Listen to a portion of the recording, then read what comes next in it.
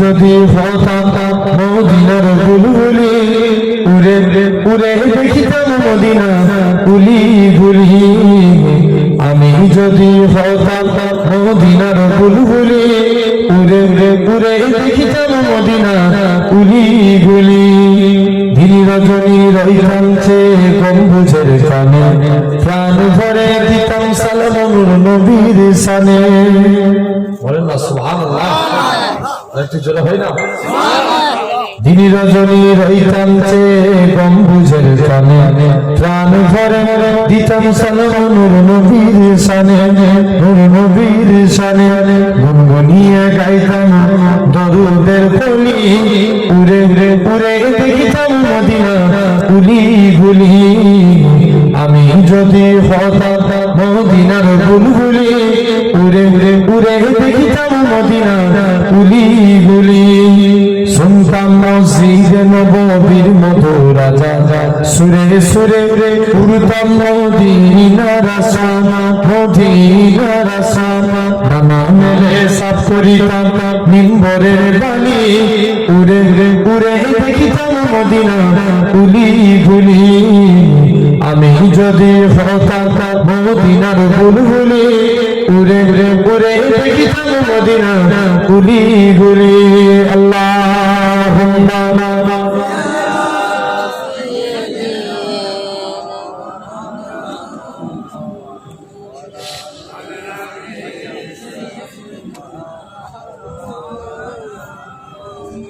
सजा एक इशारे से हो जाए तू सूरे कमाना सैयदुल अंबिया सागे जिन्नो बशर अल्लाह अल्लाह आपका मोजजा मुस्तफा मुस्तफा मुस्तफा मुस्तफा मुस्तफा मुस्तफा मुस्तफा मुस्तफा जिसको रब ने बनाया है सबसे हसीन जिसपे नाजिल हुआ है कलाम मुबीन जिसको दुश्मन भी कहते हैं सादिक अमीन कौन है वो मेरे मुस्तफा के सिवा मुस्तफा मुस्तफा मुस्तफा मुस्तफा मुस्तफा मुस्तफा मुस्तफा मुस्तफा अल्लाहुम्मा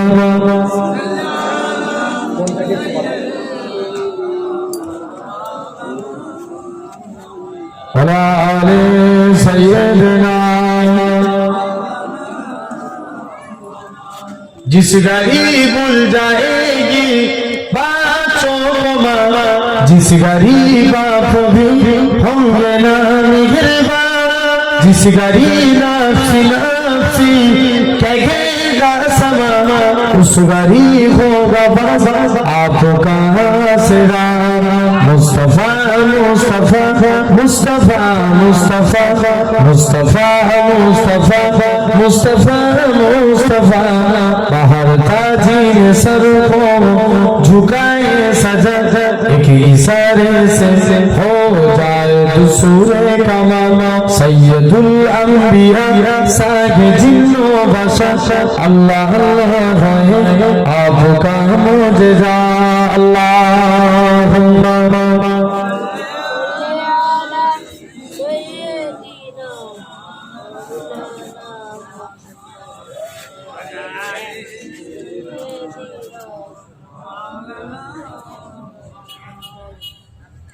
لا إله إلا الله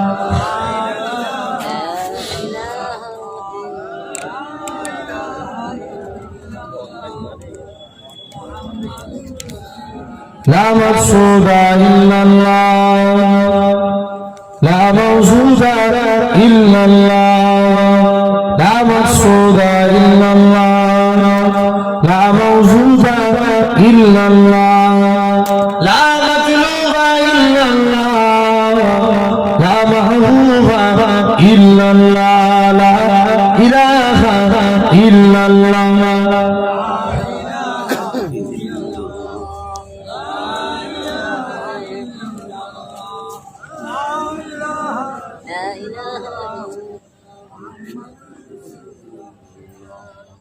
জমিনের মালিক যে আল্লাহ, আসমানের মালিক সেই আল্লাহ।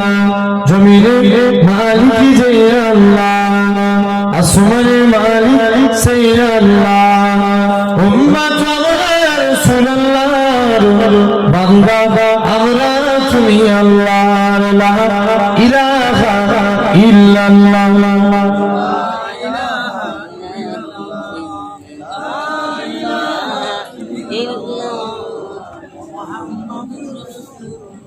قال الله تعالى في كلام المجيد الفرقان الحميد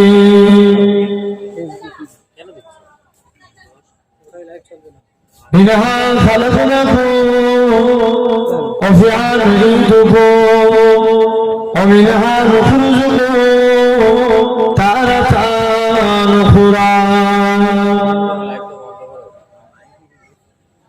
وقال رسول الله صلى الله عليه وسلم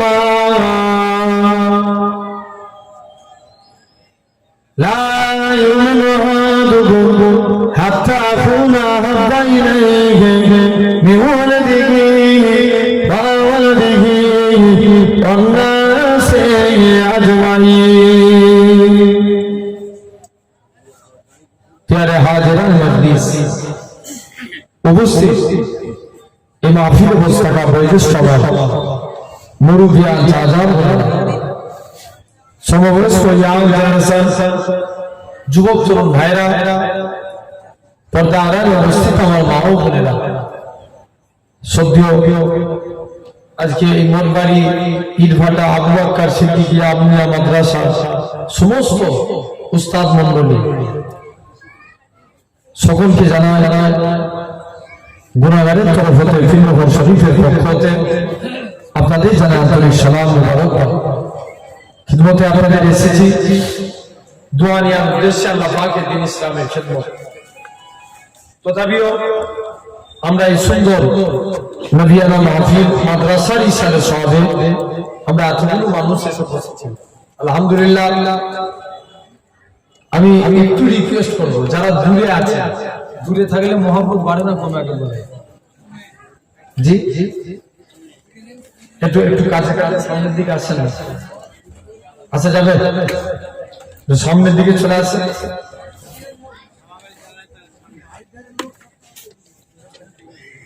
এই কোন দিকের ভাই বোন একটু এসো।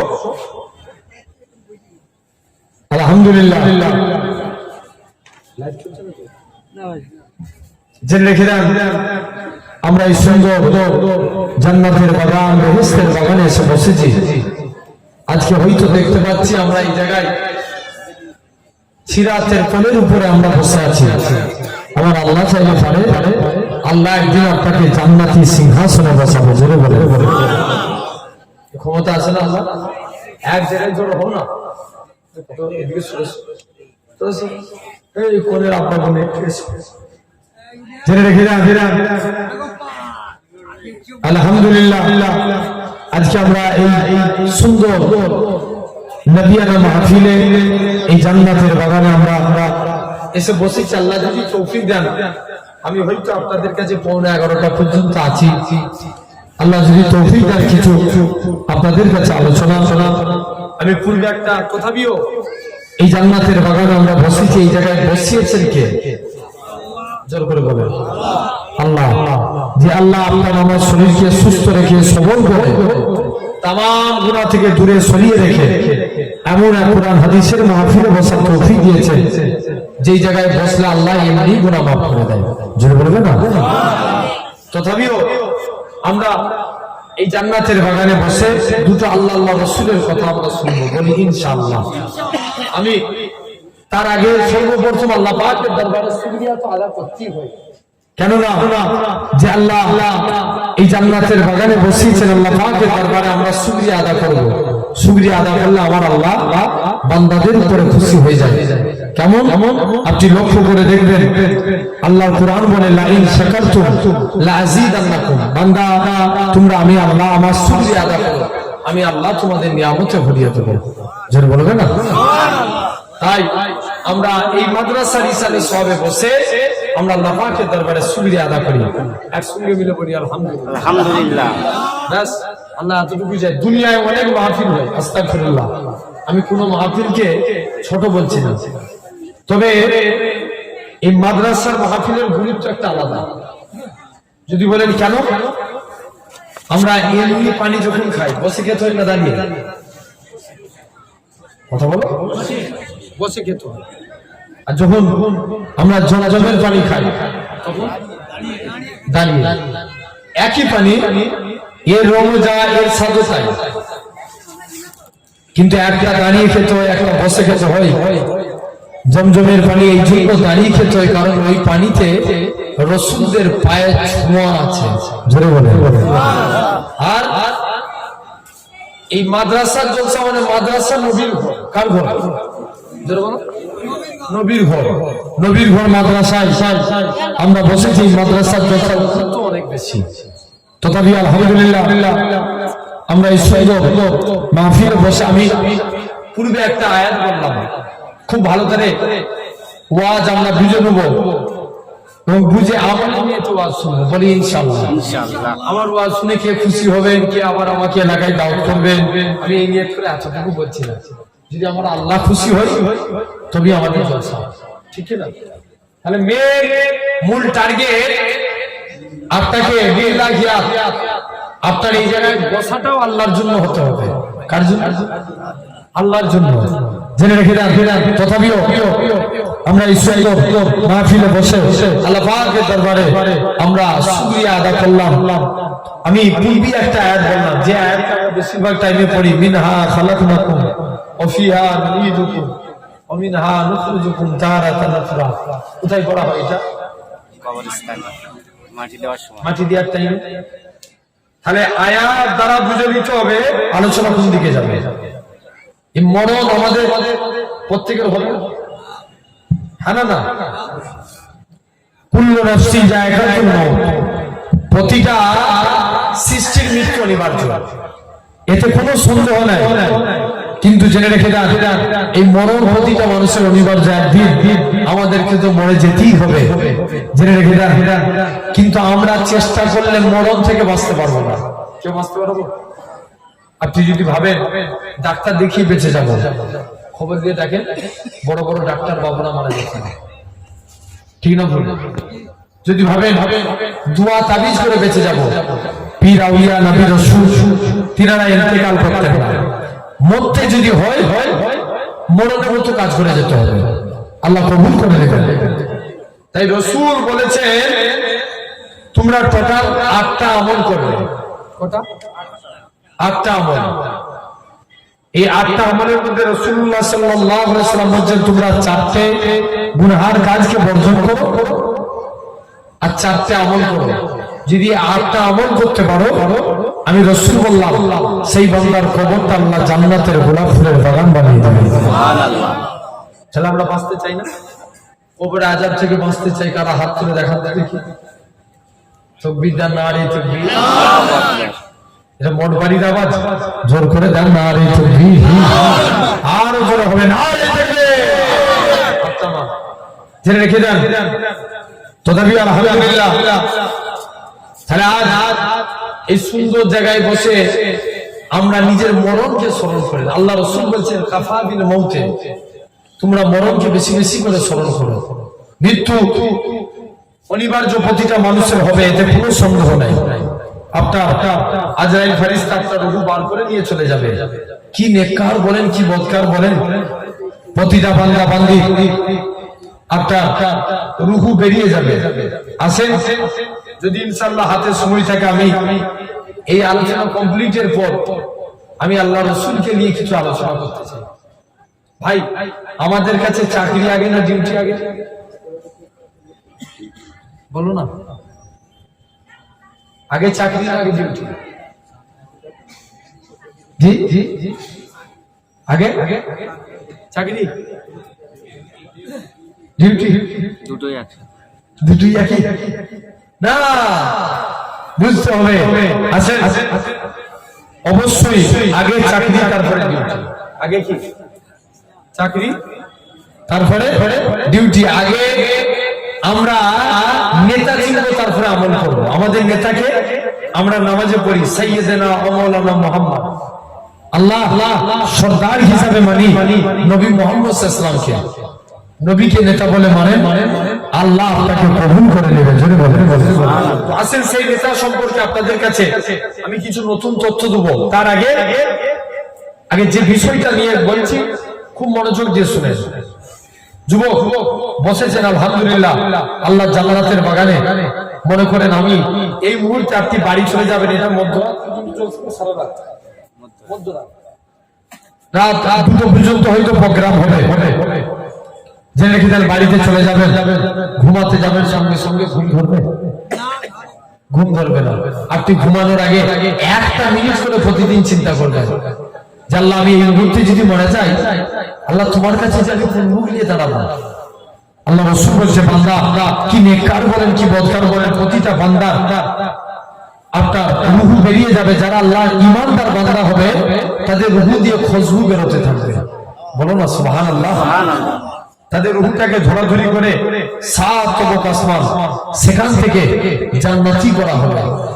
আল্লাহ রাসূল বলছেন এরপরে যারা বদকার হবে, বেঈমান হবে, তাদেরও রূহকে বার করা হবে। এত দুর্গন্ধ বাইর হবে, তাদের রূহটাকে টেনে টেনে টেনে টেনে 7 তবক আসমান, সেখান থেকে জাহান্নামে করা হবে।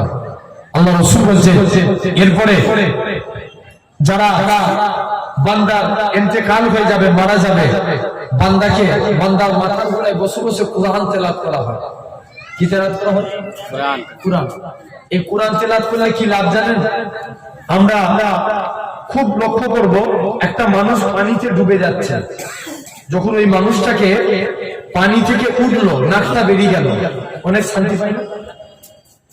একটা মানুষ পুকুরে ডুবে যাচ্ছে, নাকটা বেরিয়ে গেল, অনেক শান্তি পায়। আল্লাহ রাসূল বলছেন বান্দার মাথার গোড়ায় বসে যখন আল্লাহর কোরআন তেলাওয়াত হবে, এটা তো কোরআনিয়া মাদ্রাসা, এখান থেকে কত আল্লাহ হাফেজ বান্দা তৈরি হয়। এই মাদ্রাসার দিকে লক্ষ্য করবেন, এটাই সদকা জারিয়ার সওয়াব পাবে। জেনে রেখে দেন আমার ভাইরা, আব্বারা, তরুণেরা। তো আজকে বান্দা যখন মাথার গোড়ায় বসে কোরআন তেলাওয়াত হবে, বান্দা অনুরূপ শান্তি পাবে। আল্লাহ রাসূল বলছেন এরপরে বান্দা রূহকে, লাশকে খাটিয়ায় করে জানাজার ময়দানে নিয়ে চলে যাবে। যারা নেককার হবে তাদেরও লাশকে নিয়ে যাওয়া হবে, যারা বদকার হবে তাদেরও লাশকে নিয়ে যাওয়া হবে। এরকম ভাবে জানাজার ময়দান, সেখান থেকে কবরস্থানে নিয়ে যাবে। কোরআন শরীফে সূরা একটা আছে 29 পারায়, যে সূরার নাম হচ্ছে সূরা মুলক। নাম কি বললাম? সূরা মুলক। অনেকে এটাকে তাবারাকাল্লাযীও বলে সূরা। আল্লাহ রাসূল আবু হুরায়রা থেকে হাদিসটা রিওয়ায়াত, আল্লাহ রাসূল বলেন কোন ব্যক্তি যদি নিয়মিত 29 পারায় সূরা মুলক পাঠ করে, বান্দার কবরে আযাবের ফেরেশতারা আসবে, সূরা মুলকের আল্লাহ জবানকে খুলে দেবে। সূরা মুলক বলবে, এই আল্লাহর ফেরেশতারা এই বান্দাটা তাদের মুখ থেকে সদা সর্বদা আমি সূরা মুলকে পাঠ করতো, তাই এই বান্দার কবরের আযাব হবে না, তোমরা এখান থেকে চলে যাও। আল্লাহর ফেরেশতাকে বোবা করতে ফিরে পাঠিয়ে দিবে। জোরে বলেন সুবহানাল্লাহ। তাহলে নিয়মিত আমরা আমলের নিয়তে, আমি প্রথমেই বলছি আমলের নিয়তে ওয়াজ শুনেন। আগেকার যুগে দেখবেন হুজুররা ওয়াজ করতে উঠতো, আপনার 2-4টে মানুষ তারা স্টেজে উঠার আগে নিয়ত করে নিত যে আল্লাহ এখান থেকে যদি আমি 2টো কথা বলে 2টো মানুষকে হেদায়েত করে যাব। আর এখনকার আমাদের হুজুর আমরা সব কি হয়ে গেছি বলেন, আমরা নিয়ত করে উঠছি যে এমন ওয়াজ করে যাব, বারবার করে এই বাটা মাদ্রাসায় দাওয়াত পাকা থাকবে। আমাদের নিয়ে দুনিয়াবি, আর তাদের নিয়ে ছিল লিল্লাহি, আল্লাহর জন্য। খুব ভালো করে বুঝেন, বান্দাকে পরে আস্তে আস্তে করে আল্লাহ যারা ঈমানদার বান্দা হবে তাদেরও রূহকে খাটিয়ায় করে কবরস্থানে নিয়ে যাবে।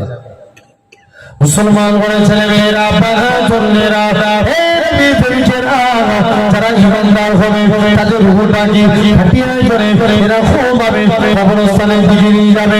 যারা বদকার হবে এলাকাবাসীকে বলবে, হে আমার আত্মীয়-স্বজনেরা, তোমরা আমার লাশটাকে তাড়াতাড়ি করে কবরস্থানের দিকে নিয়ে যাও না, কারণ আমি আমার কবরের মধ্যে আল্লাহ পাকে ভয়ঙ্কর জিনিস দেখতে পাচ্ছি, আগুন দেখতে পাই।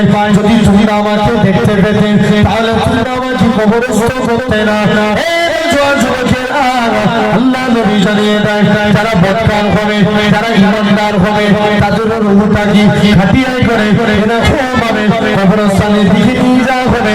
তারা এলাকাবাসীকে বলতে লাগবে, আমার আত্মীয়-স্বজনেরা, আমার পাড়া প্রতিবেশীরা, তোমরা আমার লাশটাকে তাড়াতাড়ি করে কবরস্থানের দিকে নিয়ে যাও, কারণ আমি আমার কবরের মধ্যে আল্লাহ দয়ার জান্নাত দেখতে পাই।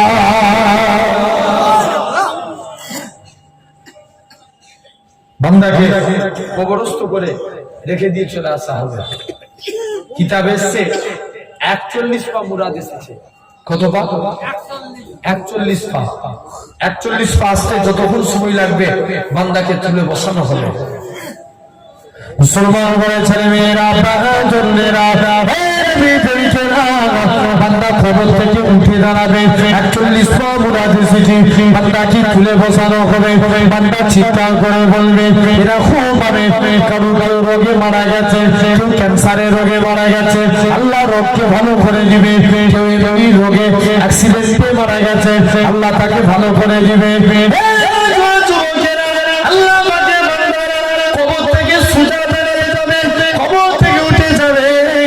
কবর থেকে বান্দা চিৎকার করে কাঁদতে লাগবে, আমার আত্মীয়-স্বজনেরা, তোমরা আমার লাশটাকে এত তাড়াতাড়ি করে কবরস্থ কোথায় রেখে দিয়ে চলে গেলে।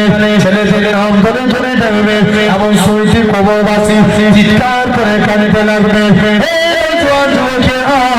আমার আল্লাহ ডাক দিয়ে বলবে, বান্দা এরকম ভাবে চিৎকার করে কাঁদতে লাগবে, এমন শুনতে দেখতে পাওয়া যাবে। বান্দা কবর থেকে উঠে দাঁড়াতে যাবে, খবরের মাছগুলো বান্দার মাথায় থেকে যাবে। বান্দা বুঝতে পেরে যাবে আমি কবরে চলে এসেছি। একবার চিন্তা করে দেখে, তুমি আমি তো কবরে যাব, সেই দিনে কোথায় একবার ভেবে দেখে কবরটা তো অন্ধকার হবে। বলুন তো দেখি, দুনিয়ার জমিনে কারেন্ট চলে গেলে কত অন্ধকার লাগে। দুনিয়ার জমিনে তবে তো তারার আলো আছে, তাদের আলো আছে, কারেন্ট চলে গেলে কত অন্ধকার লাগে। আল্লাহ নবী জানেন বান্দাকে কবরস্থ করা হবে, এত অন্ধকার হবে। কবরবাসী চিৎকার করে কাঁদতে লাগবে, আমার আত্মীয়-স্বজনেরা, তোমরা আমার কোথায় রেখে দিয়ে চলে গেলে। প্রতিটা বান্দা বান্দির কবরে উল্টা নাকি ফেরেশতা সারাজি, প্রতিটা বান্দা বান্দি কবরে হযরত উমর আলাইহিস সালাম চলে আসবে, বান্দাকে তুলে বসাবে। জমিনের বান্দা, আল্লাহ তোমায় 70 বছর হায়াত দিয়েছিল, আল্লাহ তোমায় 30 বছর হায়াত দিয়েছিল। তোমার যৌবন হালত থাকে, যুবক বয়স থাকে, কোন কাজে ব্যয় করেছো খাতা কলমে লিখো। হযরত উমর আলাইহিস সালাম কি নেককার বলে, কি বদকার বলে, প্রতিটা বান্দা বান্দির মুখের দিক থেকে এক টুকরা কাপড়ের টুকরা ছিঁড়ে পড়বে। এই কাপড়ের টুকরাটা হবে তোমার জন্য খাতা, সাদা কাপড়টা হবে তোমার জন্য কলম, মুখের থুতুটা হবে তোমার জন্য কালি। বান্দা মুখ থেকে থুতু নিয়ে কালি নিয়ে সাদা কাপড়ে করে কাপড়ের উপর লিখতে লাগবে। লিখতে লিখতে বান্দা মুখের থুতু ফুরিয়ে যাবে, তথাপিও লিখা শেষ হবে না। তুমি আমি কি করে রেখায় পাবো? এরকম ভাবে হযরত উমর আলাইহিস সালাম ওই কাপড়ের টুকরাটা গলায় ঝুলিয়ে দিয়ে চলে যাবে। কাল কিয়ামতের ময়দানে এই কাপড়ের টুকরাটা আপনার আমার আমলনামা হয়ে যাবে। আল্লাহ নবী জানিয়ে দেন, বান্দাকে এরকম ভাবে তুমি আমি কি বলে রেখায় পাবো? তোমার আমার প্রতিটা অঙ্গ প্রত্যঙ্গ যারা নেকির কাজ করবে এদের তো কোনো বেলা নাই, যারা অন্যায় করবে আল্লাহ আফসোস করে বলবে, আমার বান্দা তোদেরকে হেদায়েতের পথে আনার জন্য আমি আল্লাহ যুগে যুগে আমার কত নবী রাসূল পাঠিয়েছি, তারপরে তো এত গুনাহ করেছি। বান্দা বলেছে দুনিয়ায় মিথ্যা কথা বলে পার হয়ে গেছি, আল্লাহ কাজু মিথ্যা কথা বলে পার হয়ে যাব। না না না না, এটা মানা যাবে করেছিল তোমার ফারিস্তারা লিখে আল্লাহ রোজা রেখেছিল তোমার ফারিস্তারা লিখে তুমি আমি কি বলে রেখায় পাবো আপনার আমার হাত সাক্ষী দিবে আল্লাহ এই হাত দিয়ে আপনার বান্দাটা মানুষের উপর জুলুম করেছে মানুষের উপর অত্যাচার করেছে আপনার আমার পা সাক্ষী দিবে আল্লাহ এই পা দিয়ে আপনার বান্দাটা মসজিদের দিকে যায় না তিনি মাহফিলে গিয়ে বসে না আপনার আমার কান সাক্ষী দিবে আল্লাহ এই কান দিয়ে আপনার বান্দাটা কোরআনের কথা শুনে না হাদিসের কথা শুনে না প্রতিটা অঙ্গ প্রত্যঙ্গ আপনার আমার বিরুদ্ধে সাক্ষী দিতে লাগবে আমার আল্লাহ জানাবে আমার ফেরেশতারা চলে যাও আমার বান্দাটাকে জাহান্নামী করে দাও বান্দাটা চিৎকার করে কাঁদতে লাগবে ওগো আল্লাহ পাকের ফেরেশতারা আমাকে একটুখানি সময় দাও আল্লাহ সঙ্গে দুটো কথা বলে আসি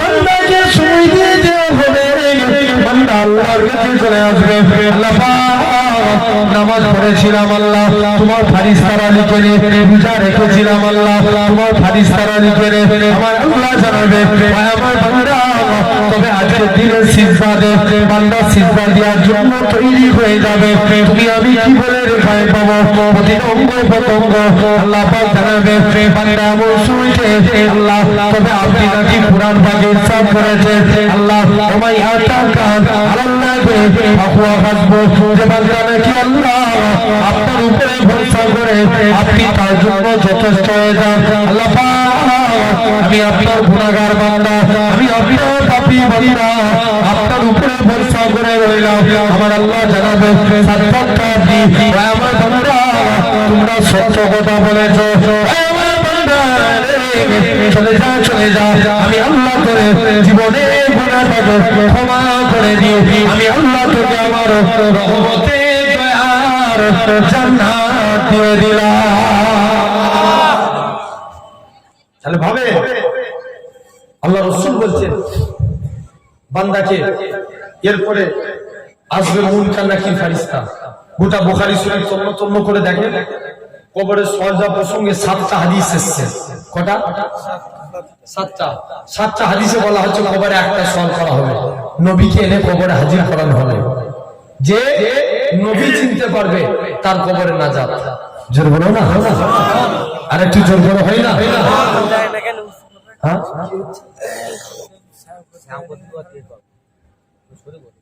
এটা তো যারা ইউটিউবাররা করেছে ঠিক আছে না এটা ঘুরিয়ে নামিয়ে দাও জেনে রেখে তথাপিও আমার আব্বারা খুব ভালো তারা একদম সূক্ষ্ম ব্রেনে আমরা ওয়াজকে বুঝবো বলেন ইনশাআল্লাহ জেনে রেখে এসেছি গুনাহগার আপনাদের কাছে বহু দূর থেকে আমার এই ভাইরাসও গিয়েছিলেন সেই পীরনগর শরীফ নাম শুনেছেন না আপনার ফুরফুরা শরীফ থেকে আরো 30 কিলোমিটার যেতে হবে 35 কিলোমিটার মতো দাদা হুজুরের একজন খলিফা ছিলেন ফুরফুরা শরীফ আমাদের দুদিক দিয়ে সম্পর্ক দাদা হুজুরের একজন আমার নানা হুজুর কেবলা খলিফা ছিলেন আবার ছোট হুজুরের বিয়ে হচ্ছে জেনে রেখে এসেছি আপনাদের কাছে তো বান্দা কবরে নবীকে না হাজির করানো হবে যে নবী চিনতে পারবে তার কবরে না যাবে জোরে বলবে না আর একটু জোর করে বল আলহামদুলিল্লাহ আচ্ছা সুবহানাল্লাহ আমরা যদি জোরে জোরে বলি গুনাহ না সওয়াব তাহলে আমরা চিল্লে বলবো বলেন ইনশাআল্লাহ তথাপিও একে একে আসছে দেখেন লোভ ভরানোর মালিক কে আল্লাহ বসানোর মালিক আল্লাহ জেনে রেখে তথাপিও আমার ভাইয়েরা আপনারা তরুণেরা আমরা সুবহানাল্লাহ একটু জোরে জোরে বলবো বলেন না ইনশাআল্লাহ আল্লাহ কবুল করে নেন আজকে এই জায়গায় আমরা বসেছি খুব গভীর মনোযোগ দিয়ে শুনে তো একটা হাদিসে বলা হচ্ছে কিসে সওয়াল করা হবে এক নাম্বার মান রাব্বুকা তোমার রব কে কেন এই প্রশ্ন করা হবে তোমরা কাকে রব বলে মেনেছো আমরা উত্তর কি দেব এই চিল্লে হচ্ছে সবাই মিলে বলেন আল্লাহ এটা মোটবাড়ির আওয়াজ তো আরো জোরে বলেন আল্লাহ আল্লাহ আমাদের এই জায়গায় আমাদের রব আল্লাহ কেননা অনেকে দেবদেবী পূজা করে অনেকে মূর্তি পূজা করে তোমরা কাকে রব বলে মেনেছো উত্তর দেব রব্বি আল্লাহ আল্লাহ আমরা আল্লাহকে রব বলে মেনে নিয়েছি এটা ফার্স্ট প্রশ্ন। 2 নম্বর, মা দিনুকা, কোন ধর্ম দিয়ে তুমি আল্লাহকে মেনেছো? ইসলাম ধর্ম দিয়ে। এই যে আমরা মুখ দিয়ে বলছি, আমাদের প্র্যাকটিস হচ্ছে না? যদি আল্লাহ দয়া করেন এটাকে কবুল করে নেয়, কিয়ামতের দিন নাজাত দিয়ে দিবে। পারে না পারেন আল্লাহ? জেনে রেখে যান। কারণ খ্রিস্টান তারাও আল্লাহকে মানে। কারা মানে? খ্রিস্টান তারাও আল্লাহকে মানে, ইহুদি তারাও আল্লাহকে মানে। তোমরা কোন ধর্ম দিয়ে আল্লাহকে মেনেছো? তখন আমরা উত্তর দেবো কি? দ্বীনি ইসলাম। ইসলাম ধর্ম দিয়ে আল্লাহকে মেনেছি। 3 নম্বর প্রশ্ন করা হবে, আমার নবীও কা, তোমার নবীটাকে মুসাইলামাতুল কাজ্জাব, সে নবী দাবি করেছিল, তোমরা কাকে নবী বলে মেনেছো? উত্তর দেবো নবী মুহাম্মদ সাল্লাল্লাহু আলাইহি ওয়াসাল্লাম। জোরে বলে। তাহলে মুহাম্মদ সাল্লাল্লাহু আলাইহি ওয়াসাল্লামকে নবী বলে মেনে নিয়েছি। যখনই উত্তর দিয়ে দেবো, তার কবরটা জান্নাতের গোলাপ ফুলের বাগান হয়ে যাবে। এই যে দুনিয়ার জমিনে আমরা নামাজ পড়ি না, মুনকার নাকির ফেরেশতা বান্দার মাথার দিক থেকে প্রবেশ করতে যাবে প্রথমে। কোন দিক থেকে? মাথার দিক থেকে। আর তার আমার নামাজের আমলের জবানকে আল্লাহ খুলে দেবে। হে আল্লাহ, ফেরেশতা মুনকার নাকির ফেরেশতা এই বান্দা মাথার দিক দিয়ে প্রবেশ করতে দেবনি, কেননা বান্দাটা আল্লাহকে রাজি করার জন্য নামাজ পড়ে পড়ে কপালকে কালো করেছে। নিরুপায় হয়ে ডান সাইড দিয়ে আসবে, আমার আপনার রোজার আমলের জবানকে খুলে দিবে। কিসের? রোজা। এই বছরের রেকর্ড 46 ডিগ্রি তাপমাত্রা গেছে। কত ডিগ্রি? 46 ডিগ্রি। আচ্ছা বলুন তো, সূর্য তামাম পৃথিবীকে হারিয়ে দিয়েছে। তামাম পৃথিবীকে, মানুষকে ঘরের ভিতরে মানে এসির ভিতরে ঢুকিয়েছে। তারা ঠান্ডা আশ্রয় খুঁজেছে, কিন্তু রোজাদারের কাছে সূর্য হেরে গেছে। ধরে বলে ঠিক কি না? ও ঠিক। হায়েস্ট 46 ডিগ্রি সেলসিয়াস তাপমাত্রা, তারপরেও আল্লাহর ইমানদার বান্দারা জান চলে যায়, জান দিতে রাজি, তথাপিও রোজা ছাড়বে না। ধরে বলে এই রোজার আমলের জবান খুলে যাবে, ডান দিক দিয়ে প্রবেশ করতে দেবে না, নিরুপায় হয়ে বাম সাইড দিয়ে প্রবেশ করবে। আপনার আমার দান সদকা, এই যে ধরেন জুনায়েদ ভাই 30,000 টাকার মতো দান তুলে দিয়ে গেল, মাদ্রাসার জন্য দান করলে, এই দানের আমলের জবান খুলে যাবে, যাকাতের আমলের জবান খুলে যাবে। বলবে আল্লাহর ফেরেশতা, মুনকার নাকির ফেরেশতা এই বান্দার বাম সাইড দিয়ে প্রবেশ করতে দেব না, কেননা বান্দাটা আল্লাহকে রাজি করার জন্য দান সদকা যাকাত দিয়ে কাটিয়েছে। জোরে বলে। নিরুপায় হয়ে পায়ের দিক থেকে আসতে যাবে।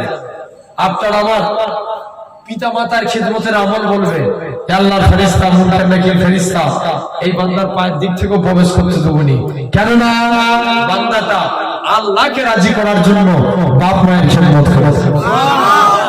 তাহলে কে বাঁচাবে কবরে? আল্লাহ বাঁচাবেন। কিসের ওসিলায়? আমলের ওসিলায়। ইয়েস, আমলের ওসিলায় আল্লাহ বাঁচাবে। আমাদের আমল করে যেতে হবে, বাঁচানোর মালিক কে? আল্লাহ। তুমি ট্রাই করে যাও, আল্লাহ যেটা রাখবেন নসিবে সেটা হবে। তো জেনে রাখেন, এই কবরে আযাব থেকে বাঁচতে গেলে রাসূল বলেছে 4টে আমল করা লাগবে। 1 নাম্বার, তোমরা খাঁটি ভাবে নামাজ পড়ো। কেমন ভাবে? খাঁটি ভাবে। দেখবেন বাস্তব আমাদের সমাজে রাসূল বলেছেন শিরক 2 প্রকার, খুব ভালো করে বুঝো। 1 নাম্বার শিরক আকবার, আরেকটা হচ্ছে শিরক আসগার। আকবার মানে বড়। এই কপাল কার জন্য? জোর করে বলো না একটু। আল্লাহর জন্য। এটা আল্লাহ ব্যতীত অন্য কাউকে দেয়া যাবে? কোন পীরকে দেয়া যাবে? কাউকে দেয়া যাবে? যাবে না। এই কপাল সিরক আল্লাহর জন্য। আল্লাহ বলছে, বান্দা তোরা রুকু দে, আমি আল্লাহ তোদের রুজি দেব, আর তোরা যদি সিজদা দিস, as-salatu mi'rajul মুমিনিন, আমি আল্লাহ তোদেরকে আমার দিদার দিয়ে দেব। আরে ভাইরা, আব্বারা, তরুণেরা, তাহলে 1 নাম্বার আমরা খুব মনোযোগ দিয়ে নামাজ পড়বো, বলি ইনশাআল্লাহ। দেখেন, ইমাম হাসান হুজুরের, ইমাম হুসাইন হুজুরের এক পুত্র ছিল, যার নাম ছিল জয়নাল আবেদিন। কি নাম বললাম? জয়নাল আবেদিন। তিনি একদিন নামাজ পড়ছেন, বাড়ির চতুর্দিকে আগুন লেগে গেছে। লেগেছে আগুন, সবাই মিলে বলছে জয়নাল তুমি নামাজ ছাড়ো, বাড়িতে আগুন লেগে গেছে। জয়নাল আবেদিন নামাজ পড়েই যাচ্ছে। এখন নামাজ থেকে ফারেক হলেন, তাড়াতাড়ি করে বাড়ি থেকে বের হলেন। বলছে তুমি দেখতে পাওনি যে বাড়িতে আগুন লেগে গেছে? জয়নাল আবেদিন বলছে আমি যখন নামাজ পড়ছিলাম তখন আমি আমার আল্লাহর প্রেমে আত্মহারা হয়ে গেছি। আলেম বান্দারা বসে আছে, জিজ্ঞেস করে দেখেন হাদিসে জিবরাইলের মধ্যে এসেছে আল্লাহ রাসূলকে জিবরাইল সালাম বলবেন ফাক বারানি আনিল ইহসান, হুজুর আপনি আমাকে ইহসান সম্পর্কে বলুন। হাদিসে জিবরাইল আল্লাহ নবী বলবে বান্দা যখন নামাজে দাঁড়াবে সে মনে করবে আমি আমার আল্লাহকে দেখছি। বলো না সুবহানাল্লাহ। তোমার যদি এটা মনে হয় তুমি এটা মনে করো আমার আল্লাহ শুনে আমাকে দেখছে। যেটা বলবে না আমার ভাইরা আপনারা তরুণেরা, তো আলহামদুলিল্লাহ। তাহলে দেখেন আমরা খাঁটি ভাবে নামাজ পড়বো, 1 নাম্বার বলেন ইনশাআল্লাহ। 2 নাম্বার আমরা দান করলে ইখলাসের সঙ্গে দান করব। অনেকে দেখবেন দান করে আপনার লোক দেখানো, রিয়া করা, কি করা। আর 2 নম্বর ছেলে হলো শিরকে আসগার, মানে লোক দেখানো কাজ। যেটা আচ্ছা দুনিয়ার জন্য ধরেন আপনি মাদ্রাসার জন্য দান করছেন, লোক দেখানো করলে কিছু লাভ হবে? নামাজ পড়ছেন যে আমি যদি নামাজ পড়ি হুজুররা আমাকে ভালো বলবে, লোক আমাকে ভালো বলবে, এটা আল্লাহ রাজি হবে? এটা কি বলা হয় রিয়া করা। এই দানও লোক দেখানো দান করলে কিচ্ছু কাজে লাগবে না।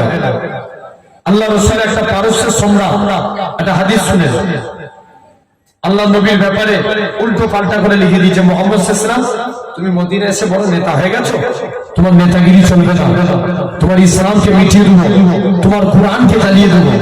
কোনো কথা না বলে আল্লাহ নবী কি করলেন, আস্তে আস্তে করে চলে গেলেন নবীর কাছে। সাহাবারা রেগে লাল, ওমরে ফারুক বলে হুজুর অনুমতি দেন, ওর গর্দানকে জুদা করে দেবো। আল্লাহ নবী বলছে তুমি একা লড়াই করতে যাওনি, আমি রাসূলুল্লাহ এদের বিরুদ্ধে জিহাদের ঘোষণা দিলাম। জোরে বলো না। আল্লাহ রাসূল জিহাদের ঘোষণা দিয়ে নবী একটা জিহাদের জন্য ফান্ড তৈরি করলেন। কি তৈরি করলেন? ফান্ড। ফান্ডে কি করে লোক টাকা পয়সা জমা দেয়। নবী জিহাদের জন্য একটা ফান্ড তৈরি করে বললেন বাবা তোমরা আমার ফান্ডে দান করো। সবাই মিলে আল্লাহ রাসূলের জিহাদের ফান্ডে দান করতে লাগে। একটা ভিখারি সেও নিয়ত করছে আমি নবী জিহাদের ফান্ডে দান করব। দেখেন দান কাকে বলে।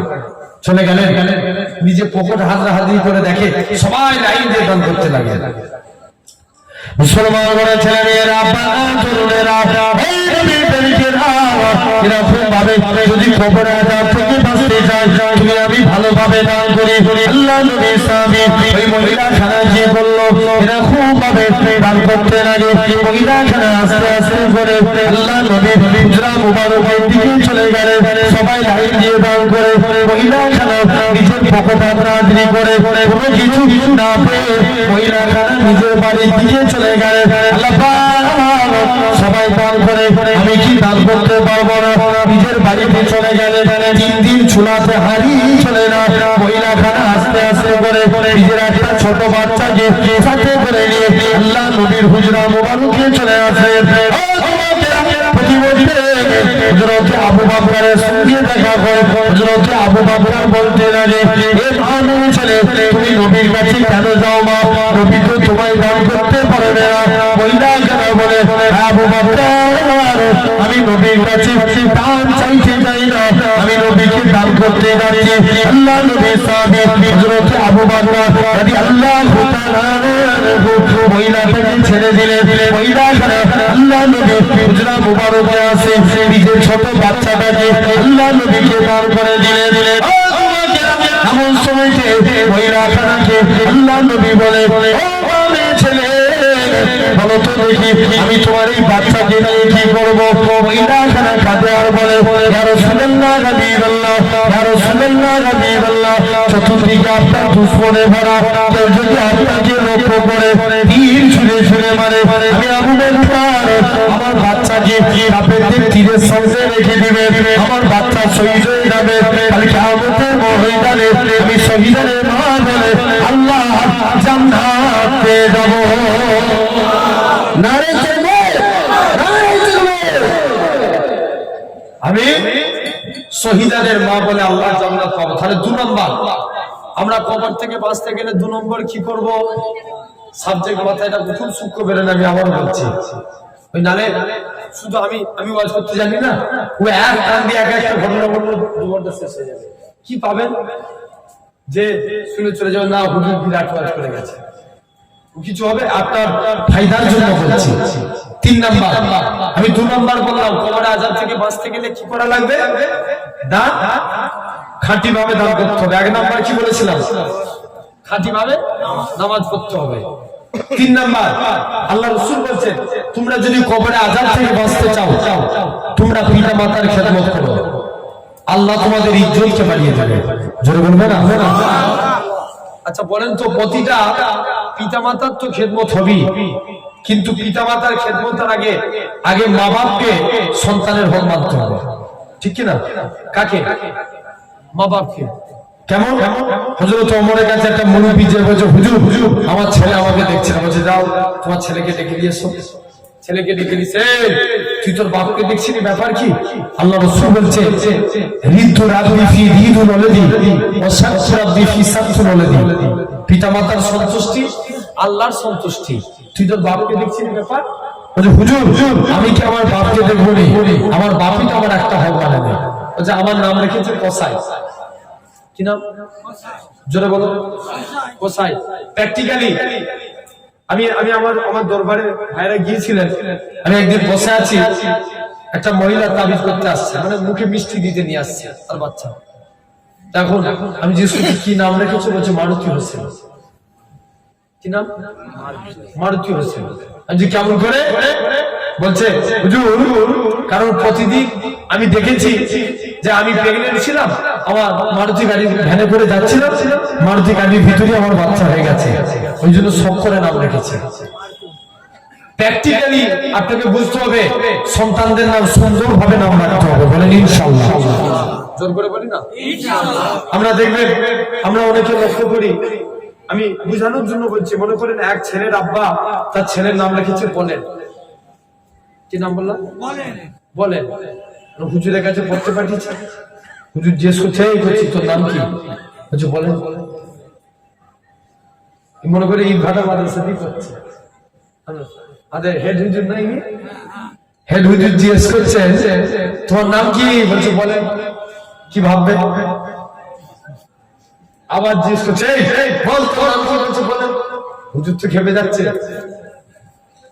লাস্ট বার জিজ্ঞেস করছি বল, মাথা ফাটি ফেলবো ডাস্টার নিয়ে। আচ্ছা হুজুর লাস্ট বার জিজ্ঞেস করছে বল তোর নাম কি? বলছে বলেন। হ্যাঁ ডাস্টার দিয়েছে। আচ্ছা হুজুর আপনি আমার বিনা দোষে মারলেন। বলছে কেন? যে আমার বাবা তো আমার নাম রেখেছে বলে। তাহলে আমরা সন্তানদের নাম সুন্দরভাবে নাম রাখবো। কেমন নাম রাখবো? মনে করেন হয়তো আমরা কেমন দেখেন, কে রাখছে মিন্টু, সন্টু, কথা বলে না, আপনি নাম রাখেন সাহাবাদের নাম অনুসারে নাম রাখেন। চাই একই নামে অনেক হোক। আল্লাহর কাছে সবথেকে প্রিয় নাম হচ্ছে আব্দুল্লাহ, আর একটা কি আব্দুর রহমান। দুটো নাম আল্লাহর কাছে প্রিয়। তুমি সাহাবাদের নাম অনুসারে নাম রাখো। তাহলে সন্তানদের সুন্দর নামে নাম রাখতে হবে, এটা 1 নম্বর। 2 নম্বর, ছেলেরা যখন 7 বছর বয়স হবে তাদেরকে নামাজের জন্য তালিম দেয়া। ক বছর বয়সে? 7 বছর বয়সে। আচ্ছা বলুন তো, এতগুলো এখানে অনেক বাপেরা বসে আছে, সবাই নয়, সব বাপেরা বলে যে বাবা তুই নামাজ পড়, ছেলেকে বলে? আমরা বলি না। জেনে রেখে দেন। আর আল্লাহ নবী সাইফুদ্দিন রাহমাতুল্লাহ আলাইহি হুজুরের আম্মা হুজুরকে ডাকছে, বাবা তুমি নামাজ পড়বে না? বলছে মা নামাজ পড়লে আল্লাহ কি খাবে? বাচ্চা ছেলে তো, মা জানে বাবা নামাজ পড়লে আল্লাহ মিষ্টি খাওয়াবে। বলছে ঠিক আছে মা আমি নামাজ পড়বো। হুজুর নামাজে চলে গেলেন, যেই সিজদায় গেলেন মা একটা চিনির পেয়ালা হুজুরের সামনে রেখে দিলেন। চিনিটা খেয়ে হুজুর কি করলেন? মাকে বলছে মা আমার নামাজ পড়া দেখে আল্লাহ খুশি হয়ে বলেছে আল্লাহ আমাকে চিনি পাঠিয়েছে। জোর করে বলো না সুবহানাল্লাহ বলতে লাগে, আরো জোরে বলো। এটা আমার জন্য বলছেন না আল্লাহর জন্য? কার জন্য? আল্লাহর জন্য। তাহলে সব আমার হবে না আপনাদের? কাদের হবে সব? আপনাদের। যে বলবে তার হবে। জোর করে বলবে সুবহানাল্লাহ। জেনে রেখে দাও। যাই ছেলে অনেকদিন নামাজের প্রতি মহব্বত বেড়ে গেছে, মা চিনি দিয়া বন্ধ করে দিচ্ছে। ছেলেকে জিজ্ঞেস করছে, বাবা তুই আর চিনি খেতে পারছিস? বলছে, মা যে আল্লাহ আমাকে আগেও চিনি খাইয়েছিল, আমার আল্লাহ ঠিক আগের মতো আমাকে চিনি খাওয়াচ্ছে। তাহলে দেখেন, 2 নম্বর আমরা সন্তানদেরকে নামাজের জন্য তালিম দেব। 3 নম্বর ছেলেরা যখন প্রাপ্ত বয়স্ক হবে তাদের যথা টাইমে বিবাহের বন্দোবস্ত করে দেওয়া। এটা হলো মা বাপের হক। তবে মা বাপ যাই করুক, তুমি সন্তান, তুমি পিতা মাতার হক আদায় করবে, আল্লাহ তোমার ইজ্জতকে বাড়িয়ে দেবে। জেনে রেখে দেন, মুসা নবীর জামানায়, সুলাইমান নবীর জামানায় আল্লাহ সুলাইমান নবীকে ডাক দিয়ে বলছে, সুলাইমান যাও তো। এই মাদ্রাসার কথা বলতে যে একটা মনে পড়ে যায়, আল্লাহর ওলি বাইজির বোস্তামি রহমাতুল্লাহ আলাইহি কত বড় আল্লাহর ওলি ছিলেন, মানে তো মায়ের দোয়া পেয়ে কত বড় আল্লাহর ওলি হয়েছে। সারা রাত কি করেছিল প্রত্যেকেই জানেন আপনারা, 1 গিলাস পানি নিয়ে সারা রাত কি করেছিল, দাঁড়িয়েছিল। মায়ের দোয়া পেল, মাকামকে আলা করে দিল। সেই বাইজির বোস্তামি এমনি কি কত বড় আল্লাহর ওলি হয়েছে, আগে মা মাদ্রাসায় পড়িয়েছে। জেনে রেখে দেন, আপনাদের সন্তানগুলোকে মাদ্রাসায় দিবেন।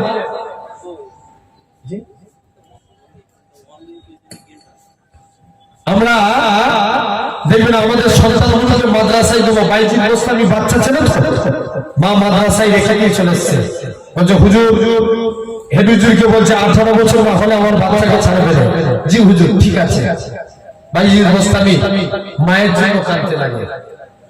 মুসলমান ছেলে মেয়েরা, আল্লাহ পাকের ওলি হযরত বাইজির বোস্তামি রাহমাতুল্লাহ আলাইহি হুজুর আমার ফতোয়া করে কাঁদে। উস্তাদকে বলে, আমার উস্তাদ বলো তো দেখি, আমি আমার মায়ের কাছে যেতে চাই।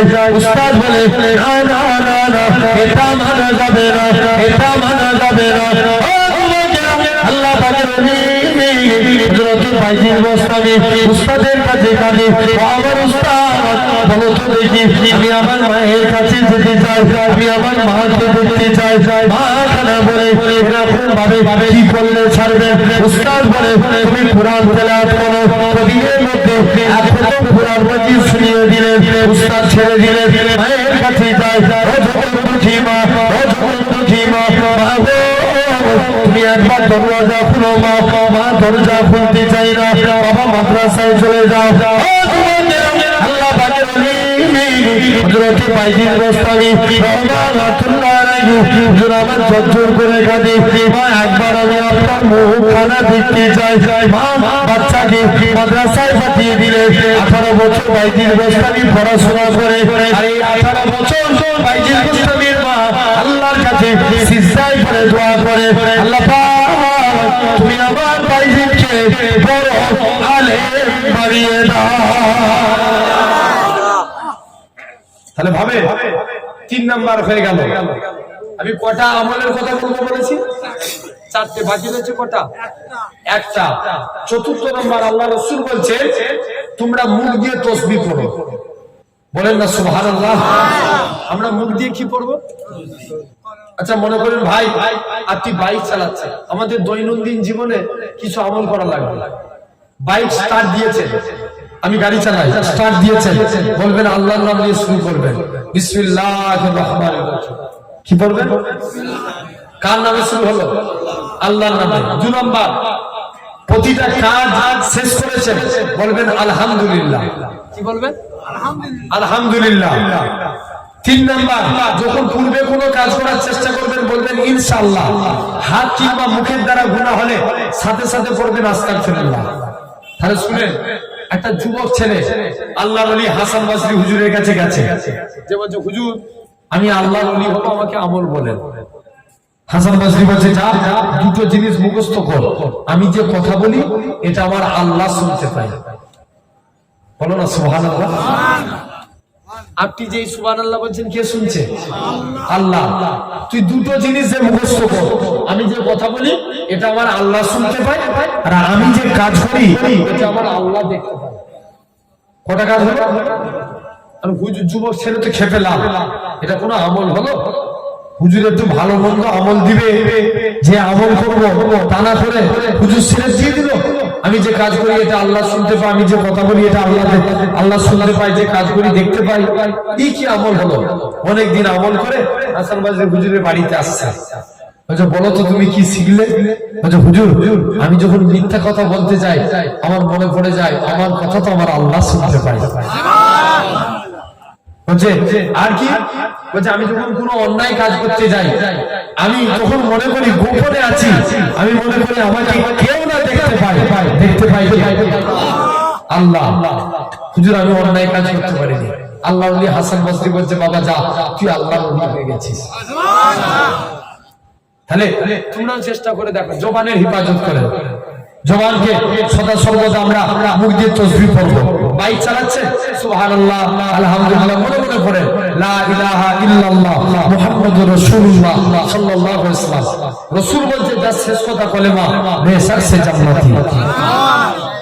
একটা সাহাবীর দুইটা সমস্যা ছিল, সে জিনা করত, দুই নাম্বার সে মদ খেত। কটা সমস্যা জোরে বলো? দুটো। শুধু একটা বাপেরই কথা শুনতে পাচ্ছি, দেখি না একবার তকবীর না রে তকবীর। মানুষ অনেক চালাক না, চালাক না বুকা? কথা বলে রে চালাক না? আগেকার যুগে বুকা ছিল, এখনো যে বোঝা নেই কথা ভুল। এক ছেলে 12 বছর মাধ্যমিকে ফেল করেছে। কত বছর? 12 বছর। এখন 2021 সালে আল্লাহ নসিব খুলে দিয়েছে। কত সালে? 21 সালে ও বিনা পরীক্ষায় মাধ্যমিক পাস করে গেছে।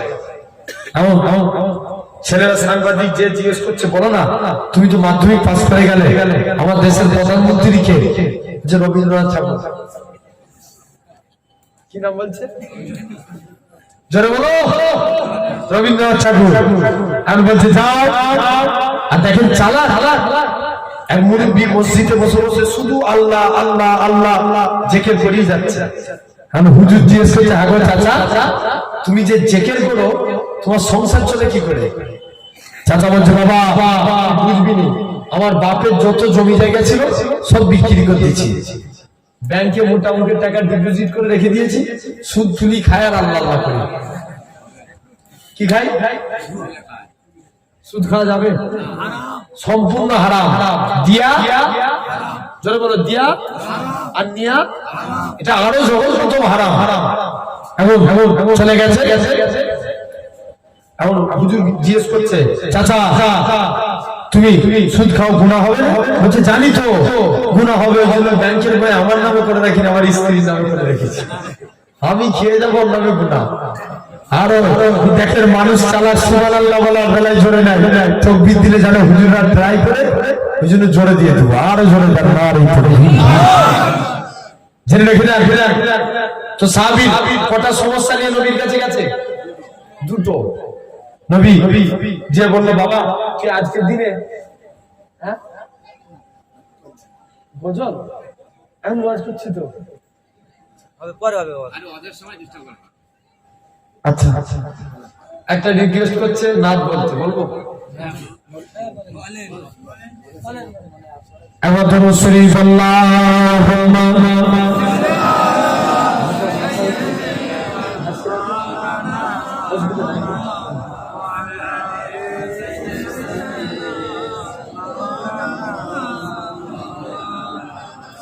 हुस्न का कमाल देखिए, आमिना का लाल देखिए, अल्लाह सुभान अल्लाह। हुस्न का कमाल देखिए, आमिना का लाल देखिए, हुस्न का कमाल देखिए, आमिना का लाल देखिए। जब हुस्न का उनका जलवा अनबारी कालम क्या होगा, हर कोई फिदा है बिन देखे दीदार कालम क्या होगा। एक सिर से अली एक सिर से उमर, सिद्दीक इधर उस्मान उधर, सिद्दीक इधर उस्मान उधर, इन जगमग जगमग तारों में सरकार कालम क्या होगा। जिस वक्त खलीमा की गोदी अनबार खुदा से रोशन थी, उस वक्त हलीमा भाई हर बारी का नाम क्या होगा।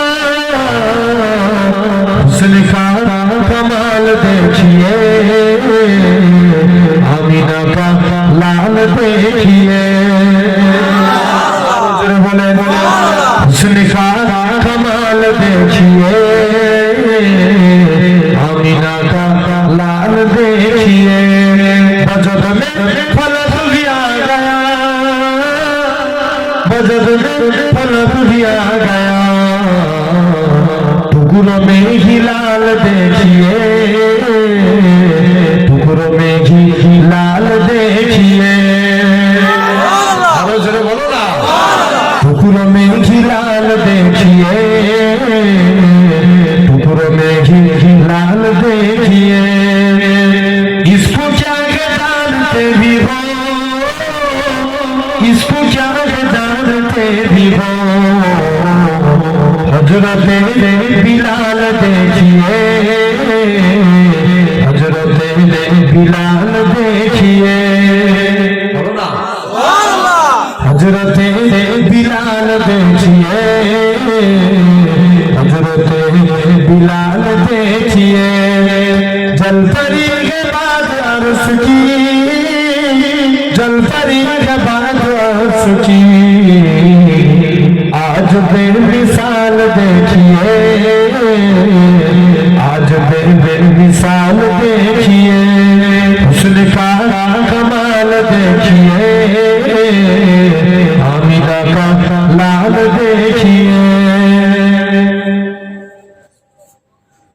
चाहे तो इशारे से अपनी आखाई पलट दे दुनिया की एहसान गौर की गुलामों की सरदार डाला क्या होगा सुन सुन के सोता बाकी बात कुफ्फार मुसलमान होते थे कुफ्फार मुसलमान होते थे फिर मेरे रसूल अकराम का गुफ्तार का क्या होगा वो बकर उमर उस्मान अली और सारे सहाबा दो जानो जब बैठते होंगे मजलिस में सरदार का क्या होगा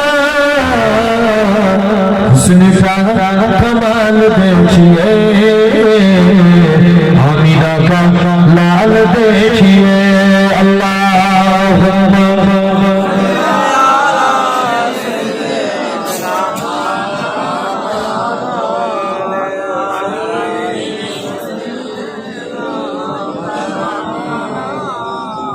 আমার ভাইরা আপনারা তরুণেরা তো জেনে রাখেন যে আলোচনা হচ্ছিল সাহাবীকে নবী জবানের হিফাজত করতে বলে কিসে জবানের মনে আছে তো দুটো সমস্যা মজবুত আর কি করতে জিনা করতে নবীর কাছে যে বলছে হুজুর আমি ভালো হতে চাই আমাকে আমল বলুন আল্লাহ নবী বলছে এই ব্যাপার যাও তুমি আজকে বাড়ি চলে যাও এখান থেকে চলে যাও তুমি যে ওয়াদা করো আমি জীবনে মুখ দিয়ে কোনোদিন মিথ্যা কথা বলবো না বলো না সুবহানাল্লাহ কি বলবে না মিথ্যা কথা বলবে না যুবক ছেলেটা আস্তে আস্তে করে আল্লাহ রাসূলের দরবারে চলে গেল বলে হুজুর ওয়াদা করলাম মিথ্যা কথা বলবো না একদিন নবী জিনা করে ওই নবীর কাছে সাহাবী জিনা করে নবীর কাছে এসেছে নবী জিজ্ঞেস করছে বাবা তুমি জিনা করেছো বলে হুজুর বেয়াদবি মাফ করেন ওয়াদা করেছিল কি বলবো না মিথ্যা কথা জোরে বলো মিথ্যা কথা বলবো না সাহাবী চলে গেছে বলছে হুজুর আমি ওয়াদা করলাম জীবনে আমি জিনা করে ফেলেছি কথা দিলাম আর জিনা করব না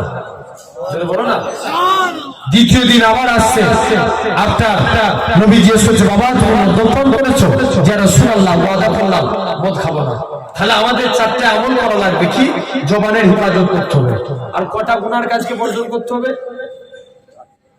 টোটাল কটা বলেছি আমি 8টা চারটে গুনাহের কাজকে বর্জন করা লাগবে এক নাম্বার মিথ্যা কথা বলা আমরা ত্যাগ করব বলেন ইনশাআল্লাহ আমরা মিথ্যা কথা বলা ত্যাগ করব তো ইনশাআল্লাহ সত্য বলার চেষ্টা করেন আল্লাহ সত্যবাদীদের দলভুক্ত করে জান্নাতি করে দেন 2 নাম্বার চকলখুরি করা যাবে না কি করা যাবে না চকলখুরি করা 3 নাম্বার কারোর সঙ্গে বিশ্বাসঘাতকতা করা যাবে না এ সম্পর্কে আপনাদের কাছে একটা হাদিস বলি শুনুন আল্লাহ রাসূলের কিছু সাহাবীরা সব মদিনায় আল্লাহ রাসূল মক্কা থেকে মদিনায় হিজরত করলেন সাহাবারা মদিনায় হিজরত করেছিল না সব মদিনায় হিজরত করে চলে আসলেন। মক্কার মানুষরা কষ্ট দিল, মদিনার মানুষরা দিল থেকে নবীকে মেনে নিল। জোরে বলেন আল্লাহ রাসূল মদিনায় হিজরত করে চলে আসলেন।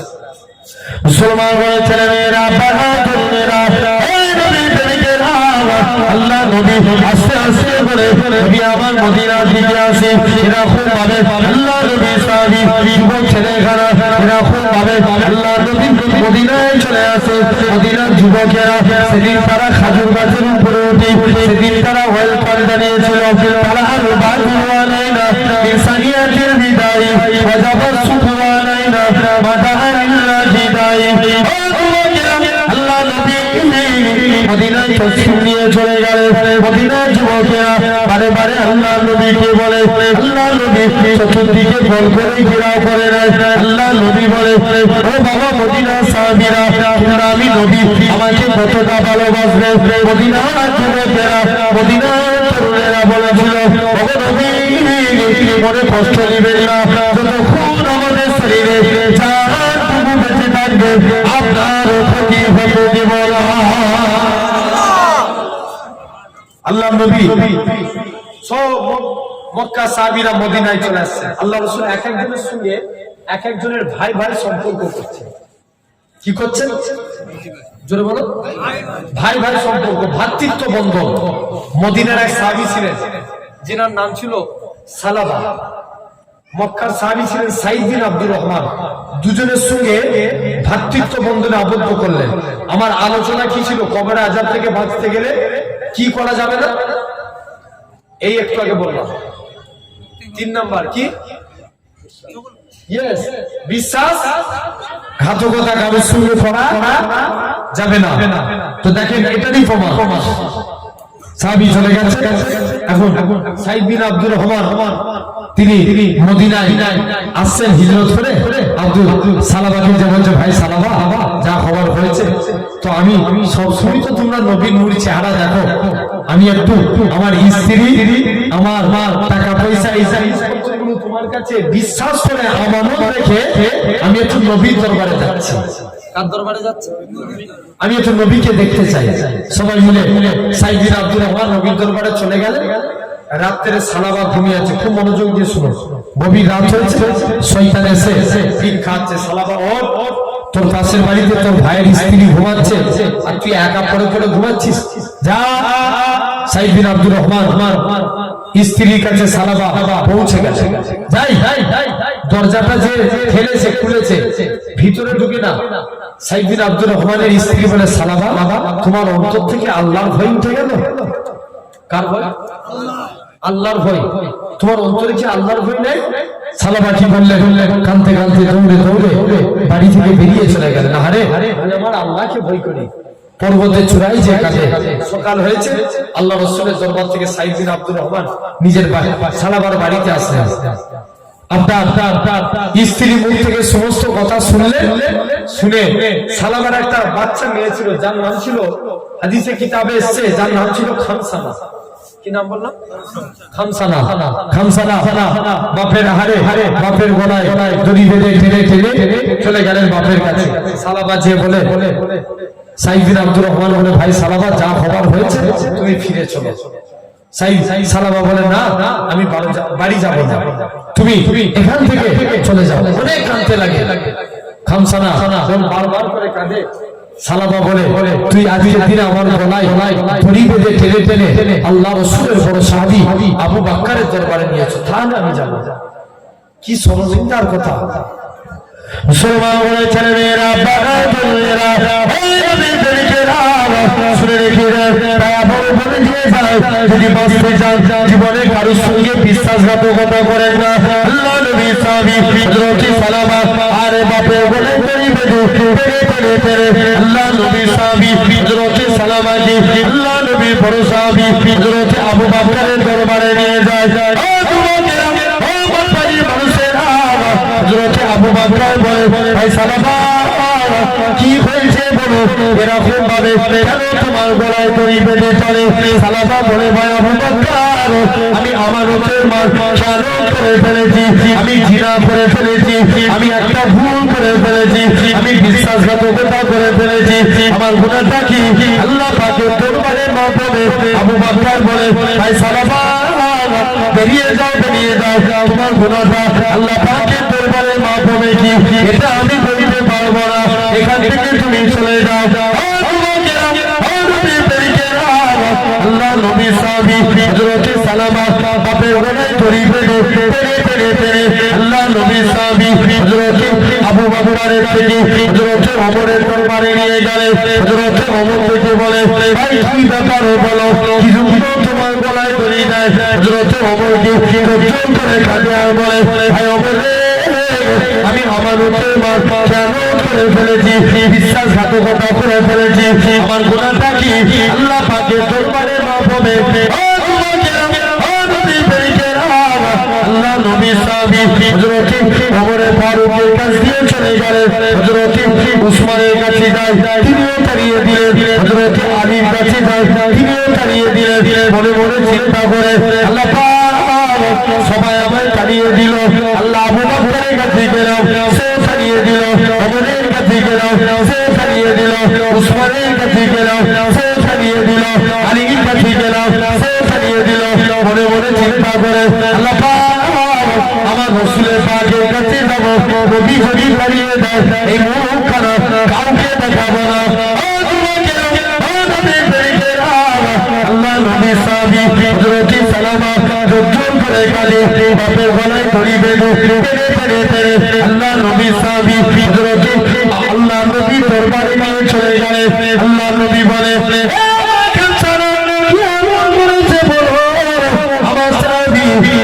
সালামা কি এমন অভিনয় করেছে বলো, এমন সোজে খামসারা বলে সালামা কাঁদতে লাগে, ইয়া রাসূলুল্লাহ হাবিবাল্লাহ, ইয়া রাসূলুল্লাহ হাবিবাল্লাহ, হুজুর আমি আমানতের মাল কেন করে ফেলেছি, আমি জিনা করে ফেলেছি, আমার গুনাহটা কি আল্লাহ পাকের দরবারে মাফ হবে।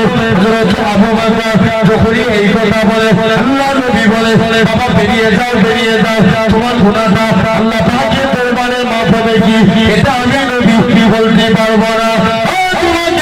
আল্লাহ নবী সাহাবী এরা খুব ভাবে সালামা জোর করে কাঁদে। আল্লাহ সবাই কাছে আসলাম, আল্লাহ আবু বকর তাড়িয়ে দিল, ওমর তাড়িয়ে দিল, উসমানও তাড়িয়ে দিল, আলী তাড়িয়ে দিল। মনে বড় আশা ছিল নবীর কাছে যাব, আল্লাহ সেও তাড়িয়ে দিল। আল্লাহ এখন একমাত্র আপনি ভরসা, আল্লাহ আপনি যদি মাফ করে তবে আমার নাজাত। আল্লাহ নবী সাহাবী হযরত এরকম ভাবে সালামা জোর করে কাঁদে, এরকম ভাবে জঙ্গলে পড়ে সিজদায় পড়ে কাঁদতে লাগে। 40 দিন কেটে গেল, আমার আল্লাহ পাক জিবরাইল আমিনকে পাঠিয়ে দেয়, হযরত জিবরাইল চলে যাও, চলে যাও, আমার রাসূলুল্লাহকে জানিয়ে দাও, আমার রাসূলুল্লাহকে বলে দাও সালামাকে আমার আল্লাহ পাক ক্ষমা করে দিয়েছে। সালামা এরকম ভাবে আল্লাহ নবী দুইজন সাহাবীকে পাঠালেন। হযরত আলী আর সালমান ফারসি দুজন মিলে চলে গেলেন সালামা খোঁজ করতে লাগে। যে দেখে সালামা জঙ্গলে পড়ে সিজদায় পড়ে কাঁদে। সালামা যখনই কাঁদে সালামার কান্না দেখি জঙ্গলে হিংস্র পশুরা কাঁদতে লাগে। এরকম ভাবে সালামার কান্না দেখি সবাই কাঁদতে লাগে। এমন সময়তে হযরত ওমর ফারুক পিছন দিকে হযরত আলী ডাকি ভাই সালামা বেরিয়ে চলো, আল্লাহ নবী তোমায় দেখেছে, নবী দরবারে আসলে সেই টাইমটা ফজরের টাইম হয়ে গেল। আল্লাহ নবী ইমামতি করে সাহাবারা নামাজ পড়ে। এমন সময়তে নামাজ শেষে আল্লাহ নবী বললেন কাফাতির মধ্যে তোমরা মরণের কথা বেশি বেশি করে স্মরণ করো। আল্লাহ নবী সাহাবীরা এরা খুব ভাবে সালাফা বেহুশ হয়ে জমিনায় পড়ে ইন্তেকাল হয়ে গেলে। যখনই ইন্তেকাল হয়ে গেলে খামসানা কাঁদো, ইয়া রাসূলুল্লাহ হাবিবাল্লাহ, ইয়া রাসূলুল্লাহ হাবিবাল্লাহ, হুজুর আমার বাপটা একমাত্র সম্বল ছিল, আজ আমার বাপও হারিয়ে ফেললাম, হুজুর আমি কাকে ডাকবো? আল্লাহ নবী বলে খামসানা কেঁদো না, কেঁদো না মা, আমি নবী জানিয়ে দিলাম, আমি নবী বলে দিলাম আজকে দিয়ে থেকে আমি নবী হলাম তোমার পিতা। এরা সালামাকে দাফনস্থ করা হলো। আল্লাহ নবী সালামার কবরের দিকে তাকিয়ে তাকিয়ে একবার কাঁদতে লাগে। আবার নবী আবার গুটি গুটি পায়ে যেতে দেখে। আল্লাহ নবী সাহাবীরা বলতে লাগে, ইয়া রাসূলুল্লাহ নবীল্লাহ, ইয়া রাসূলুল্লাহ নবীল্লাহ, হুজুর আপনি একবার কাঁদো। আবার গুটি গুটি পায়ে যেতে আসে। আল্লাহ নবী কি বলেছিলেন? আল্লাহ নবী কি জানিয়েছিলেন? আমি নবী যেটা জানি বাবা, আপনারা তো সেটা জানেন না। কারণ আমার সালাবা কবরে হয়ে যেতেছিল। আমার আল্লাহ আমার সালাবার কবরটাকে গোলাপ ফুলে বাগান বানিয়ে দিয়েছে। তবে আর রাসূলুল্লাহ নবীল্লাহ, হুজুর আপনি গুটি গুটি পায়ে যেতে আসে। আল্লাহ নবী কি বলেছিল বাবা? সাহাবীরা আমার সালাবাকে আমার কবুল করে নিয়েছে। সালাবা কবরেতে আল্লাহ পাক সালাবা জানাজায় অগণিত মালায়েকা ফেরেশতা নাযিল করে দিয়েছিলেন। তাহলে ভাবে লাশ কটা আলোচনা হলো? 7টা। কটা আলোচনা করেছি? 7টা। লাস্ট নাম্বার জেনে রেখে দেন, আল্লাহ রাসূল বলেছে তোমরা কবরে আযাব থেকে বাঁচতে যদি চাও, প্রস্রাবের 6টা থেকে বাঁচবে। কি থেকে? অনেক টাইম দেখবেন। ওই জন্য আল্লাহর ওলিরা, তারপর আমি নিজের চোখে দেখা 2013 সালে বিষ্ণুপুরে হুজুর ইন্তেকাল করেছেন। দাদা হুজুরের শেষ খলিফা ছিলেন, যেনাকে আল্লাহ 118 বছর হায়াত দিয়েছিলেন। বলেন না সুবহানাল্লাহ। এই এলাকা থেকে বহু মানুষ যায় হুজুরকে আপনার দরবারে। জেনে রেখে দেন, অনেকে সচক্ষে দেখেওছে হুজুরকে। 2013 সালে ইন্তেকাল করেছিলেন। কত বছর আগে? 10 বছর আগে। মানে খুব বেশি দিন কি? খুব বেশি দিন না। জেনে রেখে দেন, আপনাকে দেখতাম। ওই জন্য আগেকার আল্লাহর ওলিরা ইস্তিনজা করার পর কুলুক ব্যবহার করতেন। কি ব্যবহার করতেন? কুলুকে। তারা আপনার কি বলেন, আপনার তাকওয়াটা, ভাই মশলা আলাদা ব্যাপার, তাকওয়া আলাদা ব্যাপার। আল্লাহ কুরআন শরীফে এই তাকওয়া মানে আল্লাহকে ভয় করে গুনাহ থেকে। তাকওয়া মানে আল্লাহকে, আল্লাহ বলছেন ইয়া আইয়ুহাল্লাযীনা আমানুত্তাকুল্লাহ, হে বিশ্বাসী বান্দারা তোমরা আমি আল্লাহ আমাকে ভয় করো। এই তাকুল্লাহ শব্দটি তাকওয়া, জেনে রেখে দেন, তাকওয়া মানে আল্লাহকে ভয় করে গুনাহ থেকে পরেজ থাকা। আমি জাস্ট বুঝানোর জন্য বলছি, মশলা আলাদা ব্যাপার, তাকওয়া আলাদা ব্যাপার। আচ্ছা আমি জাস্ট একটা এক্সাম্পল দিয়ে আপনারা বুঝতে পারবেন। মনে করেন এই মোটবাড়ি বাজার, এখানে এটাই তো নাকি না? আরেকটু যেতে হবে, একটুখানি। এই মোটবাড়ি বাজারে মনে করেন একটা বিরিয়ানির দোকান আছে। কি মালঞ্চ বিরিয়ানির দোকান, একটা হিন্দু লোক দোকান করেছে। একটা মুসলমানদের মানুষকে রেখে উপরে সাইনবোর্ডে লিখে দিয়েছে হালাল চিকেন নো বিফ। ভালো করে বুঝো কি বললাম? আরে কথা বলে, হালাল চিকেন নো বিফ মানে মুরগি হালাল কিন্তু গরুর গোশত নয়। যার বাংলা কথা। এখন দোকানকার হিন্দু লোকে ভালো করে বুঝবে, লিখা আছে, আবারও বলছি, সুপার হাজি বিরিয়ানি হালাল চিকেন নো বিফ। বলো তো ওই লোকের বিরিয়ানি দোকানে খাওয়া যাবে? আবারও বলছি, মশলা আলাদা ব্যাপার, তাকওয়া আলাদা ব্যাপার। শরিয়াতের মশলা অনুযায়ী হালাল খাদ্য খাওয়া জায়েজ না না জায়েজ? জোর করে বলে জায়েজ। যদি ওই দোকানের উপরে লেখা থাকতো হারাম চিকেন, একটা ছেলে ওই দোকানে মুখ একবারে চোখ দেখতো না, তাহলে লেখা আছে কি হালাল চিকেন বলে। শরিয়াতের মশলা অনুযায়ী ওই খাদ্য খাওয়া জায়েজ, কিন্তু তাকওয়াটার ক্ষেত্রে চলবে না। দিদি বলেন কেমন? মনে করেন যে তাকওয়া অবলম্বন করে সে মনে করবে, খুব ভালো করে বুঝো, সে মনে করবে যে মুরগিটা জবাই করেছে সে লোক পাক ছিল কিনা, তার মুরগিটা সহিভাবে হালাল হয়েছে কিনা। ভুল বলছে না ঠিক বলছে? যারা তাকওয়া অবলম্বন করে। আপনার অনেকে দেখবেন এখন মুরগি জবাইয়ের দোয়া জানে না, আপনার সেল ঘোষণা করে দিল কি মালঞ্চ আপনার 100 টাকা কেজি সেল সেল সেল ঘোষণা করে দিল। এখন এত মুরগি কাস্টমার প্রচুর, কি করবে? অনেকে দোয়া জানে না, এখন তো সব দোকানদাররাই মৌলানা হয়ে যায়। বললে জি দোয়া জানে না, 786 আর মুরগি ছুরি চালিয়ে যাবে, মুরগি হালাল হবে। জোরে বলো, কথা বলো না। তাহলে জেনে রেখে যান আমার ভাইরা, তাকওয়া তার ক্ষেত্রে তাহলে চলবে না। যে তাকওয়া অবলম্বন করবে তো সে বুঝবে তো প্রস্তাবের ছোট। আমি আল্লাহর ওলিরা তিনারা তাকওয়া অবলম্বন করতেন। ইস্তেঞ্জা করার পর হাতে পানি দিয়ে যান আর পা পর্যন্ত আমি হুজুর কেবলাকে নিজের চোখে দেখেছি। উনি এরকম ভাবে পানি দিয়ে বলবেন না সুবহানাল্লাহ। এটা তাকওয়া, যে যাতে প্রস্তাবের ছোটা গায়ে না লাগে। তো আমি বলেছিলাম হয়তো আর 10টা মিনিট আপনাদের কাছে আছে, অসুবিধা হচ্ছে নাকি আপনাদের? তকবীর দেন না, আর এই তকবীর আরো জোর করে বলে। আচ্ছা মাশাআল্লাহ, আমার জুনায়েদ ভাই 30,000 করেছে। আমার ভাইদের রিকোয়েস্ট, আমি একটা আপনার প্রিয় ঘরের বাচ্চা আপনাদের কাছে চাইবো, আল্লাহর রাস্তে এই মাদ্রাসার জন্য আমি যদি ইনশাআল্লাহ 1,000 টাকা আমি 20টা ভাইয়ের কাছে আশা করছি। যদি ভালোবেসে থাকেন আল্লাহর ঘরের দিকে, এই মাদ্রাসার দিকে খেয়াল করে কত বাচ্চা পড়ে, আপনার 1,000 টাকা কিছু মনে হবে? 1 নম্বর কি নাম?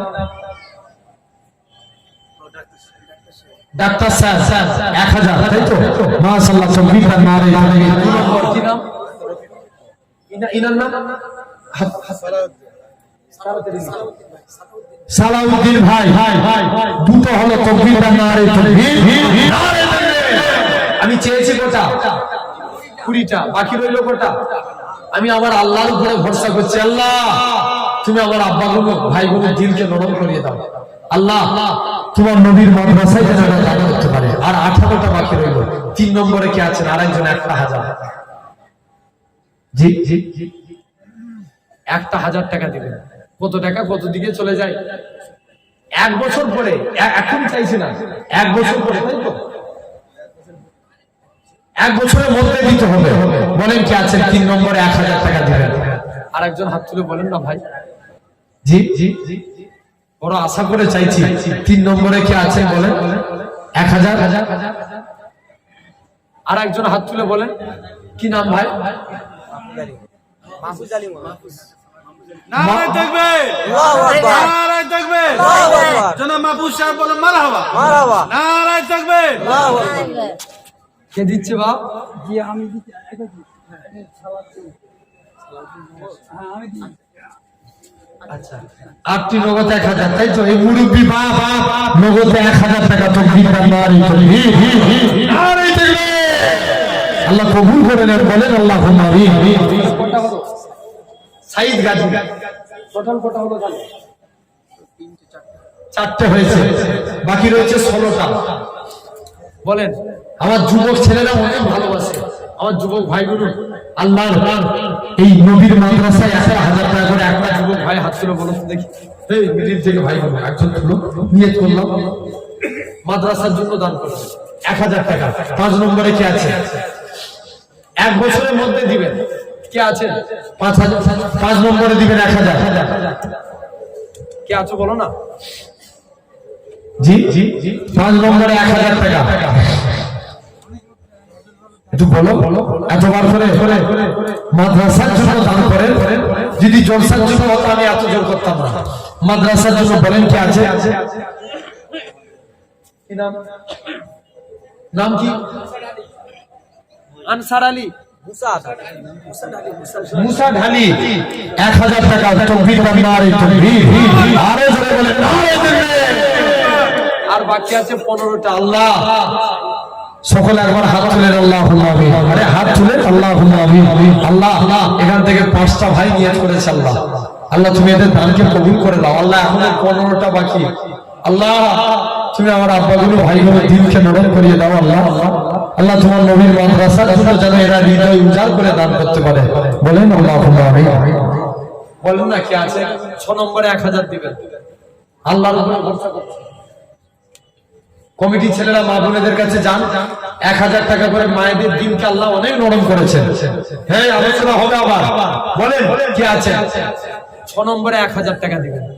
আর একজন হাত তুলে বলো না আব্বা, কত টাকা তো কত দিকে চলে যায়। কি নাম? আব্দুল্লাহ 1000 টাকা তাকবীর দেন নারে তাকবীর আরো জোরে বলেন নারে তাকবীর আর চারটে বাকি আছে চারটে হলে 10টা হয়ে যাবে মৃত আব্বার নামে আল্লাহ ওনার আব্বার কবরটা জান্নাতুল ফেরদাউস নসিব করে দেন আল্লাহ তাকবীরকে বড় করেন বলেন আল্লাহ আর চারটে হলে 10টা হবে বলেন কে আছে 7 নম্বরে 1000 আরেকজন কে আছে দেখি আমার এই সাইডে আপনাদের আব্বারা বসে আছেন একটা 1000 টাকা করে বাপ নিয়ত করো না কত টাকা তো কত দিকে চলে যায় মাশাআল্লাহ কি নাম চাচা কাসেম তরফদার 1000 টাকা তো মিটার নারে দেবে আল্লাহ 1000 টাকা বলেন মারহাবা আল্লাহ দানকে কবুল করেন বলেন আল্লাহুম্মা আমিন নারে দেবে 10টা পূর্ণ হতে আর 3টে বাকি আছে 8 নম্বরে ওই পিছনে কি নাম আজিবুর রহমান মোল্লা 1000 টাকা 8 নম্বরে তাকবীর দেন নারে তাকবীর নারে তাকবীর আজিবুর সাহেব বলেন জিন্দাবাদ 1000 টাকা বলেন মারহাবা নারে তাকবীর শরীর খারাপ আল্লাহ আব্বার শরীর খারাপ আল্লাহ ওনার বাপের শরীরটাকে আল্লাহ আপনি সুস্থতা দান করুন আল্লাহ আল্লাহ এই মাদ্রাসায় দানের রশিদায় আল্লাহ ভাইয়ের হালাল রুজিতে বরকত দান আল্লাহ আল্লাহ তো আরজন দান করেছে তুমি দিবে কি নাম মোহাম্মদ আহমদুল্লাহ আল্লাহ আরে ভাই 9000 টাকা দিয়ে দিল আল্লাহ 9000 হয়ে গেল আল্লাহ কবুল করে নেন আল্লাহ দানকে আল্লাহ নসিবকে বড় করে দেন তাকদীরকে বড় করে দেন বলেন আল্লাহুম্মা আমিন আচ্ছা আলহামদুলিল্লাহ আর একটা হলে 10টা হবে গজল বলবো বলেন আর একজন হলে 10টা বলো না 10টা কমপ্লিট করো এটা কে দিচ্ছে গুছি এই আচ্ছা গোপনে একজন 1000 সফিকুল ভাই 1000 11 হয়ে গেল তাকবীর দেন নারে তাকবীর সফিকুল ঢালি 1000 টাকা নারে তাকবীর আচ্ছা আমার ভাইরা রিকোয়েস্ট হচ্ছে একটা নাচ বলবো 12টা কমপ্লিট করে দেন আর একজন 1000 মইদুল তরফদার বাপের জন্য 1000 12000 হলো তাকবীর দেন নারে তাকবীর বাকি রইল কটা আর 8টা বলেন ইনশাআল্লাহ হয়ে যাবে সবাই মিলে বলেন না ইনশাআল্লাহ নারে তাকবীর একবার দরুদ শরীফ আল্লাহুম্মা ছোট্ট মোল্লা 13 নম্বরে তাই তো বাপ মায়ের নামে 1000 টাকা তাকবীর দেন নারে তাকবীর নারে তাকবীর আলহামদুলিল্লাহ বাকি রয়েছে 7টা আর 7টা বাকি আছে আচ্ছা বাংলা গজল হবে না উর্দু বাংলা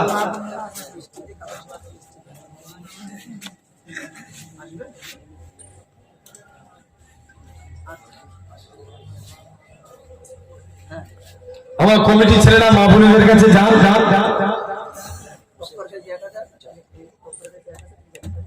গফফার গাজী আব্দুল গফফার গাজী 1000 মিজানুল গাজী 1000 কত হলো 13 আর 2 15 তাকবীর দাও নারে তাকবীর আর 1 বাকি আছে 5টা আমার বিশ্বাস হয়ে যাবে ইনশাআল্লাহ পার হয়ে যাবে বলেন না ইনশাআল্লাহ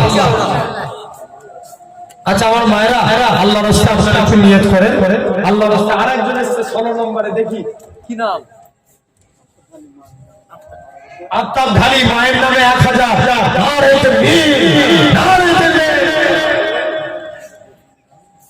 আচ্ছা গোপনে একজন 1000 তাকবীর দাও না নারে তাকবীর কত হলো 17টা আর 3টে বাকি আছে দেখা যাক হৃদয় উজাড় করে আমি ভালোবাসি তোমায় ভালোবাসি তোমায় হৃদয় উজাড় করে আমি ভালোবাসি তোমায় ভুলিবে আজ আমি হে প্রিয় নবী তোমায় জোরে বলো না সুবহানাল্লাহ হৃদয় উজাড় করে আমি ভালোবাসি তোমায় ভালোবাসি তোমায় থাকবে কত আর দূরে দূরে তুমি আমাকে ছেড়ে থাকবে কত আর দূরে দূরে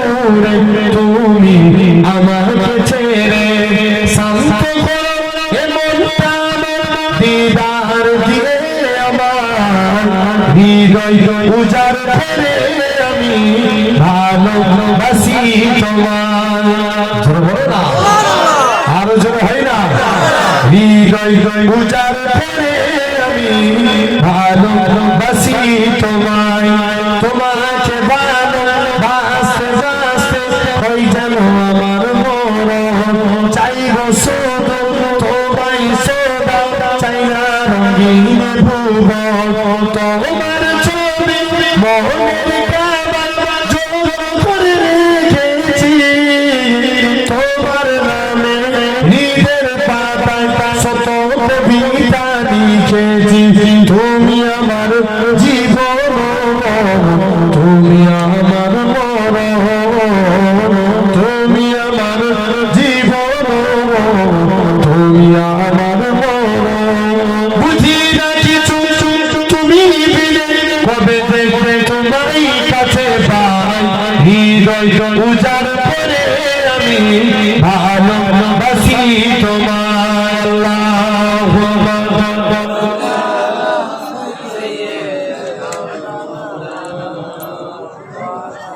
ষোলোটা হয়েছে? আচ্ছা,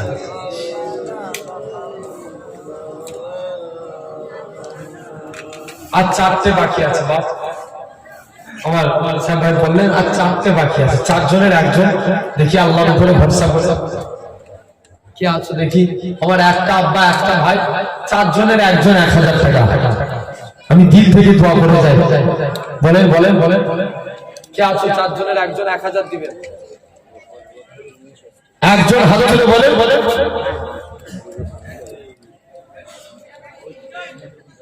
আচ্ছা, মাদ্রাসার ছাত্র তৌহিদ, তুমি একটু মা বোনেদের কাছে যাও যাও যাও। আর একজন কে আছো? মাশাআল্লাহ, আর একজন এসেছে দেখি 17 নম্বরে। আর তো ভাই দিয়েছে 1000, আবার কার জন্য? আকবর ঢালি, মা বাবার নামে আজীবন ঢালি, মা বাবার নামে 1000 টাকা। তকবীরটা নারে দেবে, নারে দেবে। আল্লাহ তার মা বাবার কবরটা জান্নাতুল ফেরদাউস নসিব করে দেন। বলেন আল্লাহুম্মা আমিন।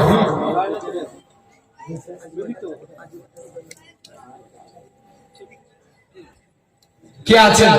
আর তিনটে বাকি আছে, তিনজনের একজন। দেখি মনটাকে বড় করে বলেন, এই মাদ্রাসার দিকে লক্ষ্য করে। আর তিনটে আল্লাহর উপরে ভরসা করে চাইছি। দেখি আর তিনজনের একজন 1000। কে আছেন বলেন না বাবা? আমার একটা ভাই হবে না? এতগুলো আব্বা ভাইরা বসে আছে। 17টা।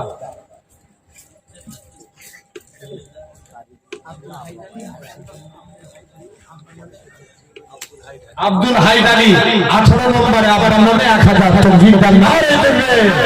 আল্লাহ ওনার বাপের কবরটা কারিমুল্লাহ।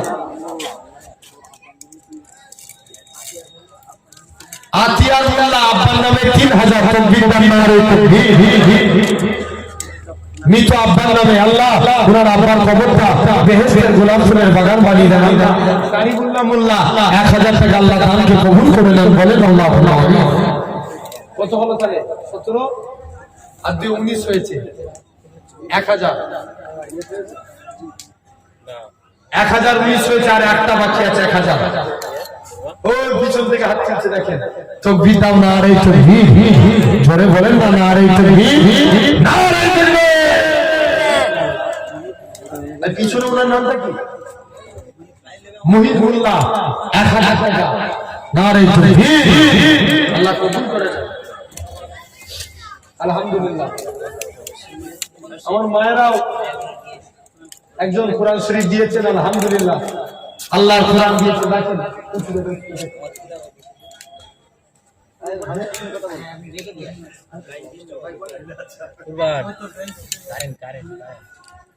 কে দিবে? সাজেদ ঢালি বাপের নামে 1000, বড় ভাইয়ের নামে 1000। আল্লাহ তাদেরকে তুমি জান্নাত নসিব করো। বলেন আল্লাহুম্মা আমিন। তকবীরটা নারে দেবে, নারে দেবে। কত হলো? 22 আর একজন 3 দিয়েছে। আল্লাহ 11টা বেজে গেছে। হ্যাঁ, মেয়েদের মধ্যে থেকে এক মা স্বামীর উদ্দেশ্য করে 1000, 25 থেকে 26 হয়ে গেল। তকবীরটা নারে তাকবীর, আলহামদুলিল্লাহ। আর 4টে হলে 30টা পূর্ণ হয়ে যায়। বলেন না, আল্লাহ বলে বান্দা তোদেরকে যত দিই তোরা তত চাস, মাদ্রাসার জন্য চাইছি। আরেকটা গজল বলি, 30 পার হয়ে যাবে। হ্যাঁ, কি বাংলা না উর্দু? বাংলা বলেন। আচ্ছা, এই মৌলানা চলে সাপ বাংলা বলেন একটা। বলেন বলেন উর্দু না বাংলা?